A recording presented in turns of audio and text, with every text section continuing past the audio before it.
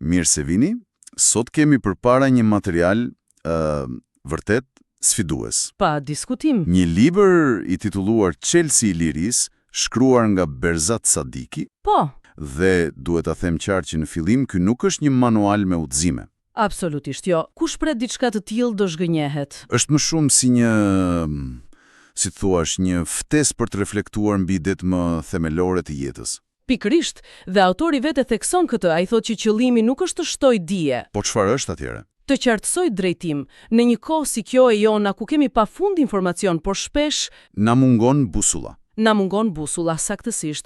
Ky libër pretendon të jetë kjo. Përdor pak fjalë, por secila me peshë, Do me thënë pak fjalë, por me përgjegjësi. me përgjegjësi të madhe.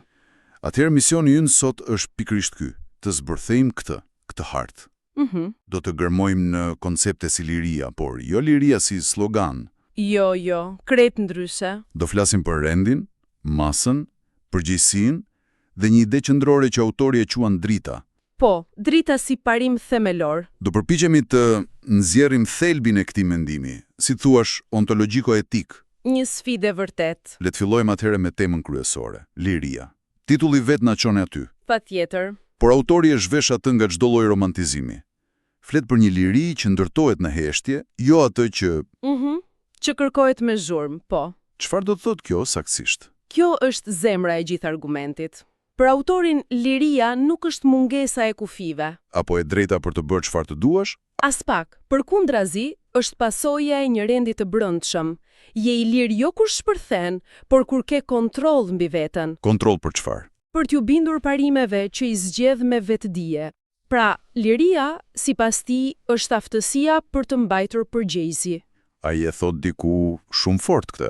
Po, thotë se forma më e qëndrueshme e lirisë është përgjegjësia. Pra, Chelsea nuk gjendet jashtë. Pikërisht, Chelsea gjendet brenda, në pranimin se njeriu nuk është qendra absolute e universit. Por është pjesë e diçkaje më të madhe. Pjesë e një rendi më të madh që kërkon mas, kufi, vetëdije për pasojën.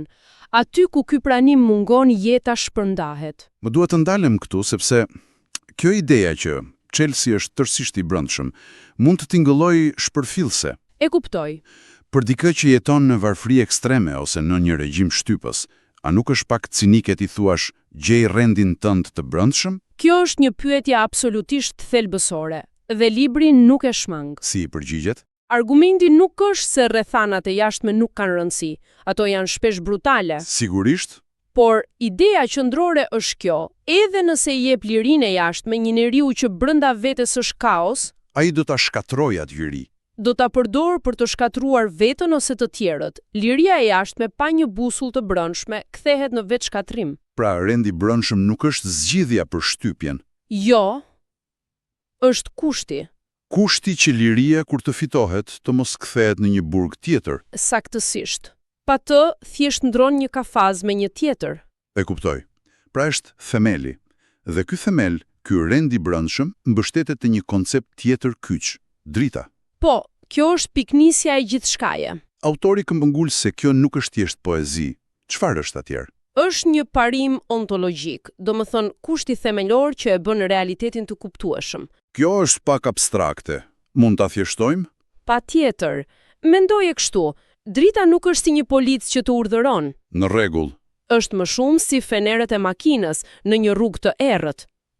Fenerët nuk e drejtojnë timonin për ty, por pa ta, ti nuk e sheh dot rrugën, kthesat, rreziqet, je duke i dhënë makinës verbërisht. Një analogji shumë e qartë. Pra, drita nuk detyron, por mundëson. Mundëson shikimin, dallimin mes gjërave. Dhe si lidhet kjo me idenë e rendit, që përmendet vazhdimisht? Nëse drita është feneri, atëherë rendi është vetë rruga. Një kombinim. Rendi është struktura e realitetit, ligjet e padukshme që e mbajnë atë në ekuilibër. Dhe drita të lejon ta njohësh këtë rend. Ta njohësh dhe ta respektosh. Dhe kur e shkel këtë rend, pasoja nuk është ndërshkimi. Kjo është ideja e fuqishme. Çfarë është atëherë? Është shpërbërja. Ti nuk ndëshkohesh, ti thjesht shpërbëhesh. Kjo ka nevojë për një shembull. Ç'do të thotë shpërbërje në praktik? Për shembull, një familje e ndërtuar mbi gënjeshtra, Po, ajo nuk ndëshkohet nga Zoti. Ajo thjesht shpërbëhet nga brenda. besimi gënjet, komunikimi vdes, dhe pushon së funksionuari si familje. pikërisht. Pasoja është rezultat natyror i shkeljes së rendit të brendshëm të një marrëdhënie. E njëjta logjik vlen edhe për shoqërinë. Në rregull. Kemi këtë kuadër, drita që ndriçon, rendi që strukturon. Por më pas, libri e ngushton fokusin në mënyrë drastike. Shumë. Dhe i kushton një pjesë të madhe një elementi të vetëm, të cilin e quajmë boshti formues. Po, roli i femrës. Ky është një territor delikat dhe gjuha që përdor është shumë absolute. Pa dyshim, edhe është ndoshta pjesa më sfiduese për lexuesin modern. Si përshkruhet ajo? Si bartse e dritës rregulluese. Roli i saj nuk analizohet në terma social. Por pothuajse kozmik. Po, ajo është boshti që mban ekuilibrin brenda familjes, që për librin është bërthama absolute. Bërthama ku krijohet njeriu. Sakt, përdor analogjinë e yll dhe fanar. Ajo orienton pa pasur nevojë të bëjë zhurmë. Pa dalë në plan të parë. Funksioni i saj është të mbajë një fushë koherence, një lloj graviteti shpirtëror që i mban gjërat në vendin e duhur. Le të jemi të drejtë për drejtë këtu. Për veshin e sotëm, përshkrimi i rolit më të lartë të femrës, si përqendruar në shtëpi, mund të tingëllojë tepër kufizues. rrezikon të interpretohet si një justifikim për rolet tradicionale, patriarkale. Absolutisht. Apo argumenton autori kundër fuqizimit gruas në sferën publike? Apo ka diçka tjetër këtu? Këtu është thelbi i keqkuptimit të mundshëm. Libri nuk flet për profesionin e gruas. Apo për pjesëmarrjen publike? Jo, argumenti është për burimin e ndikimit të saj. Sipas tekstit, fuqia e saj më e thellë dhe e pazëvendësueshme është ajo formuese. Shpirtërore? Shpirtërore, po. Dhe shtëpia nuk shihet si një hapësirë fizike mbylljeje. Po si çfarë? Si qendra ku ndërtohet baza etike e shoqërisë. Ky ndikim nuk mbetet i burgosur aty, Por rrezaton jashtë. rrezaton jashtë në mënyrë të natyrshme. Pra, dallimi që bën autori është mes ekspozimit dhe thellësisë. E kuptoj. Liria e vërtetë e saj, sipas tij, nuk vjen nga imitimi i modeleve të jashtme të pushtetit, Por nga kultivimi i këtij autoritetit të brendshëm të qetë, dhe rregullues. Është një perspektivë thellësisht jo konvencionale. shumë jo konvencionale. Dhe kjo më çon te piça tjetër. Pra, nëse femra është ky bosht formues Po, dhe familja është bërthama e gjithçkaje, a argumenton libri se kur ky bosht dobësohet, ose largohet nga roli i tij. atëherë fillon kolapsi shoqëror? A ka një lidhje të drejtë për drejtë me atë që ai e quan mallëzimi i njeriut? Po, lidhja është e drejtë për drejtë, kauzale, sipas tekstit. Çfarë është ky mallëzimi i njeriut? Është procesi ku njeriu pushon së qenë i qëllim në vetvete dhe kthehet në mjet, Në një produkt. në një produkt, po. Kur prishet qendra formuese familja, njeriu e kërkon vlerën jashtë, në treg, Bëhet një mall që duhet shitur, që duhet përqyuar, konsumuar. Vlera jote nuk është më ajo që ti je, por sa dukesh, sa pëlqime merr. sa shikueshmëri ke. Fjala e humbet peshën dhe imazhi bëhet gjithçka. Kjo tingëllon tmerrsisht aktuale, sidomos në epokën e rrjeteve sociale. Është një përshkrim i frikshëm i realitetit ton. Ne nuk kemi më njerëz, jemi brende personale. Vlera jon matet me shifrat e angazhimit. Pra, ky është fillimi i zinxhirit kolapsit. Pikërisht, libri e përshkruan këtë zinxhir qartë. Lavdia e shkëputur nga përgjegjësia. Pra dëshira për të dukur, pa pasur thelb.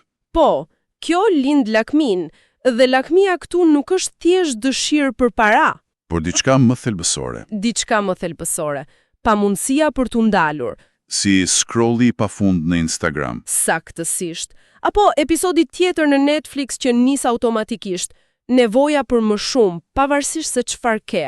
Kjo nuk shihet si një ves i vogël. Jo, shihet si simptoma e një zbraztie të thellë etike, dhe kur kjo lakmi bëhet parimi drejtues, kufiri mes së drejtës dhe së dobishmes zhduket. Dhe dhuna, Dhuna në këtë kontekst nuk është shkaku i krizës, është thjesht temperatura e lartë, ethet e vona të smundjes. simptoma e fundit e këtij kaosi të brendshëm. Po, Pra, nëse e përmbledhim gjithë këtë rrugëtim, Çelësi i Lirisë nuk është një libër me përgjigje. jo. Është një libër me diagnozë. Dhe diagnoza është se ne e kemi humbur busullën tonë të brendshme. E kemi humbur. Jemi shkëputur nga parimet themelore të rendit dhe masës. Dhe libri është një thirrje për rikthim. Në thelb po, Një thirrje për t'u rikthyer tek këto parime, drita si orientim për të parë qartë. Dashuria. Po, dashuria, por jo në kuptimin romantik. Si fusha rregulluese që mban lidhjet mes njerëzve. Masa. Masa si kusht për të mos u shpërbërë. Dhe përgjegjësia. Si forma më e lartë e lirisë. E vetmja formë e qëndrueshme. Shërimi sipas këtij teksti nuk fillon me ligje të reja o për reforma politike. Ato janë të pamjaftueshme. Të nevojshme por të pamjaftueshme. Shërimi i vërtet fillon me rindërtimin e këtij rendi të brendshëm, njeri pas njeriu. Dhe për ta mbyllur librin na lëm me një mendim tejet provokues. Shumë. Pas gjithë kësaj analize të thellë, fjalia e fundit është pothuajse një urdhër.